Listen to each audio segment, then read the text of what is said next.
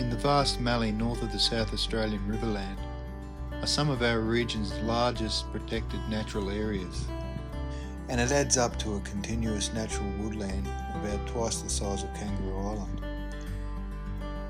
For several threatened mallee bird species, this landscape represents some of the best remaining habitat, so it was lucky for them that these properties were all retired from pastoral grazing. The critically endangered black-eared myna, the red-lord whistler, Regent parrot,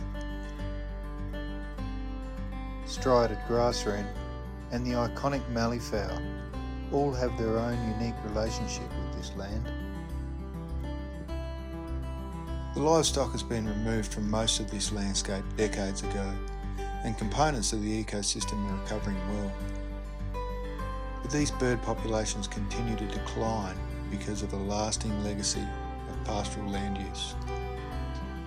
This is a naturally dry landscape where standing water is a rare phenomenon, and the ecosystem has evolved that way over millions of years. The pastoral dams, originally built to water livestock, now support rabbits, feral goats and too many kangaroos. As tough as it looks, the habitat can't sustain that level of constant grazing. The largest of the dams are also fed by artificial drains and channels that snake for kilometres through the bush, draining the surrounding catchments and diverting scarce water away from the vegetation that needs it. Healthy, growing vegetation also supports populations of insects, which form a big part of the diet of these birds. But much of the water that's diverted away from the vegetation and into the dams just slowly evaporates in the heat. By disrupting the drains and closing the dams, we're not drying this landscape out.